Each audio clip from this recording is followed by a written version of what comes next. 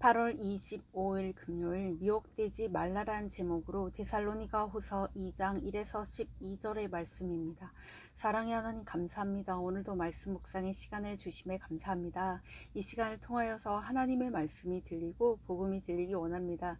말씀대로 믿고 살고 누리는 인생이 되게 하시고 이 시간도 우리와 함께하여 주시옵소서. 감사드리옵고 예수님의 거룩하신 이름으로 기도드립니다. 아멘. 본문의 말씀입니다. 형제들아, 우리가 너희에게 구하는 것은 우리 주 예수 그리스도의 강림하심과 우리가 그 앞에 모임에 관하여 영으로나 또는 말로나 또는 우리에게서 받았다 하는 편지로나 주의 날이 이르렀다고 해서 쉽게 마음이 흔들리거나 두려워하거나 하지 말아야 한다는 것이라. 누가 어떻게 하여도 너희가 미혹되지 말라.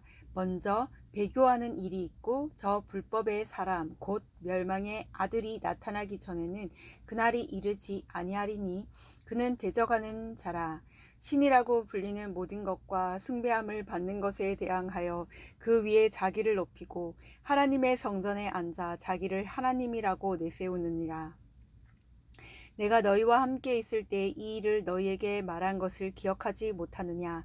너희는 지금 그로 하여금 그의 때에 나타나게 하려 하여 막는 것이 있는 것을 아나니 불법의 비밀이 이미 활동하였으나 지금은 그것을 막는 자가 있어 그 중에서 옮겨질 때까지 하리라. 그때에 불법한 자가 나타나리니 주 예수께서 그 입의 기운으로 그를 죽이시고 강림하여 나타나심으로 패하시리라. 악한 자의 나타남은 사탄의 활동을 따라 모든 능력과 표적과 거짓 기적과 불의의 모든 속임으로 멸망하는 자들에게 있으리니 이는 그들이 진리의 사랑을 받지 아니하여 구원함을 받지 못함이라. 이러므로 하나님이 미혹의 역사를 그들에게 보내사 거짓 것을 믿게 하심은 진리를 믿지 않고 불의를 좋아하는 모든 자들로 하여금 심판을 받게 하려 하심이라. 아멘. 도움말입니다. 미혹되다는 속다, 무엇에 홀려 정신이 차려지지 못하다는 의미입니다. 배교는 변절, 탈당을 의미하며 원어로는 굳게 서 있는 상태에서 벗어나는 것을 뜻합니다.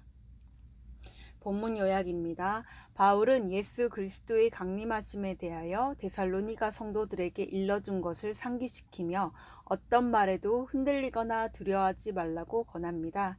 장차 주의 강림이 있기 전 사탄을 따르는 불법한 자가 나타나 성도를 미혹할 때지만 주께서 이 모든 것을 패하시고 심판하실 것이라고 합니다.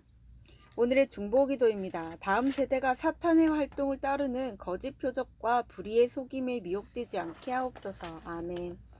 본문 해설입니다. 첫 번째, 너희에게 구할 것 1에서 4절의 내용입니다.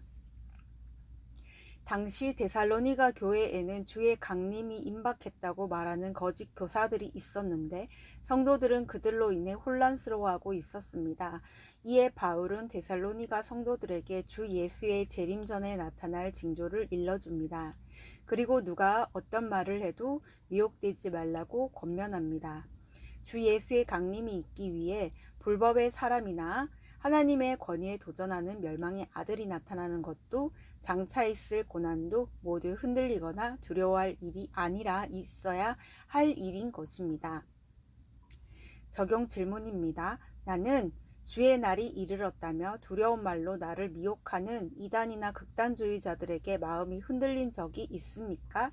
두 번째, 너희에게 말한 것 5에서 8절의 내용입니다.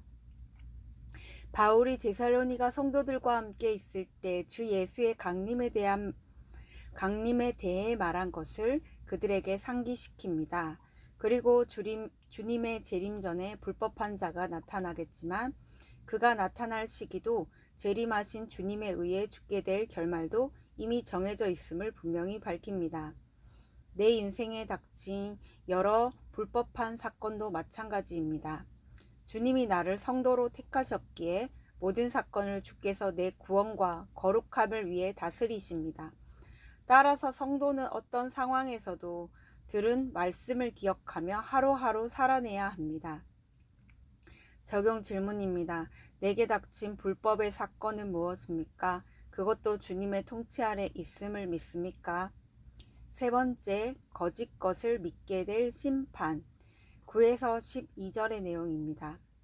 바울은 예수님의 재림 전에 악한 자가 나타나 멸망하는 자들을 미혹할 텐데 주님이 그들을 거짓 것을 믿도록 내버려 두심으로 심판하실 것이라고 경고합니다. 진리의 말씀 듣기를 거부하고 자기 죄를 감추며 불의를 쫓아 살아가는 이들은 자기 욕심 때문에 결국 거짓 기적과 능력을 나타내는 가짜 그리스도에 미혹됩니다. 그러나 내 욕심과 죄를 깨닫고 주님의 말씀이 전적으로 옳다고 고백하며 순종하는 성도는 결코 거짓된 가르침에 미혹되지 않습니다. 적용 질문입니다. 스스로 땅에 나타난 메시아라고 주장하는 가짜 그리스도인이 거짓 기적과 능력으로 성도들을 미혹하고 있음을 알고 있습니까? 오늘 기도하기는 불의한 세상을 좋아하여 육적인 표적과 거짓 기적에 쉽게 미혹되는 저의 연약한 믿음을 불쌍히 여겨 주옵소서. 날마다 주의 말씀을 묵상함으로 진리의 사랑을 받아 악한 것들을 분별할 수 있는 지혜를 허락해 주옵소서. 아멘.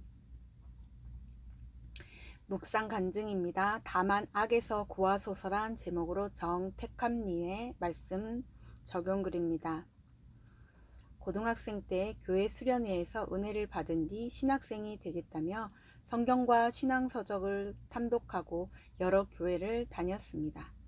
그때 저는 우연히 알게 된 어떤 분의 권유로 한 교회를 다니게 되었는데 나중에 알고 보니 그곳은 이단 교회였습니다. 평소 기독교 교리에 의심이 많던 저는 그곳에서 성경 공부를 하며 이것이 진리일 수도 있겠다고 생각했습니다. 그러다 저는 친구를 이단 교회로 전도했는데 어느 날 그 친구가 이곳의 교주라는 사람이 뉴스에 나왔다고 했습니다. 저는 처음에 믿지 않다가 얼마 뒤 정말로 제가 다니는 교회가 TV에 방송되는 것을 보고 혼란스러웠습니다.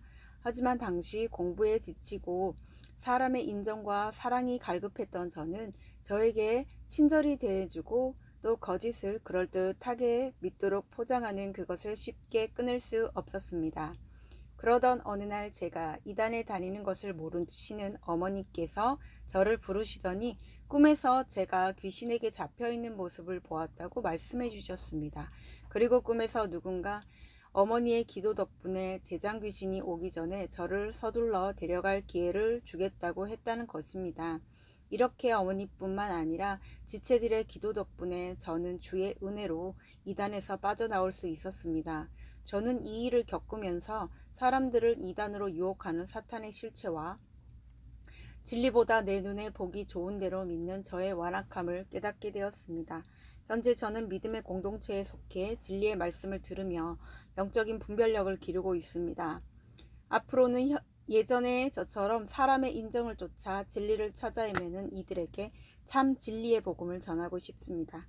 멸망에 이를 수밖에 없던 저를 건져주신 예수님이 저의 사랑하는 지체들도 구원의 길로 인도해 주시길 기도합니다. 이분에 적용하기는 가족 모임에 가서 이단에 빠져 있는 막내 삼촌에게 신앙서적을 전해드리겠습니다. 아직 예수님을 믿지 않는 외삼촌에게 추석 때 작은 선물을 드리고 문자로 설교 영상 링크를 보내드리겠습니다. 입니다.